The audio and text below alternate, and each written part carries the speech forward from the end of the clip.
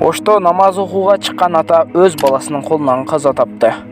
Ош облустук соту Ноокат районундагы айылдардын биринде өзүнүн атасын өлтүргөн адамга карата өкүм чыгарды.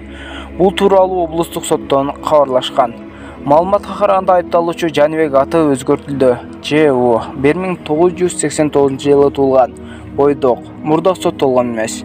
Ал райондук соттун 2021-жылдын 15-февралындагы чечими менен Жазык кодексинин 130-беренеси киши өлтүрүү менен айыптуу деп табылып, 11 жылга эркинен ажыратылган. Жаныбек өз атасын өлтүрүүнү көздөп 2020-жылдын 30-ноябрында таңкы саат 5:30 чамасында атасы намаз окуу үчүн даарат алганы чыкканда мал сарайдан кетмен жана мал байлаган жипти алып келген. Андан кийин даарат алып жаткан атасынын артынан барып, башка кетме менен чапкан. Ал жыгылып калган учурда жип менен муунтуп өлтүргөн.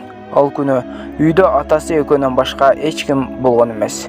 Соттук медициналык экспертизанын 2020-жылдын 25-декабрындагы корутундусуна ылайык атасы бетинен жумурук катуу нерсенин таасиринен жаракат алып, жип менен муунтулуп өлтүрүлгөнүгү аныкталган. Жаныбекти райондук сот Жазык кодексинин 130-беренеси киши өлтүрүү менен айыптуу деп таап, 11 жылга камактаган. Бирок бул өкүмгө райондук прокуратура макул болбой, облустук сотко апелляциялык сунуш келтирген. Прокурор айыпталуучуга карата белгиленген эркиндигинен ажыратуу түрүндөгү негизги жазага кошумча жаза катары айыпка кириптер кылууну суранган.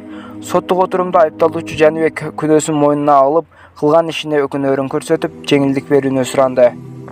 Облустук сот иштин материалдарын карап чыгып, Ноокат райондук сотунун 2021-жылдын 15-февралындагы өкүмүн өзгөрттү.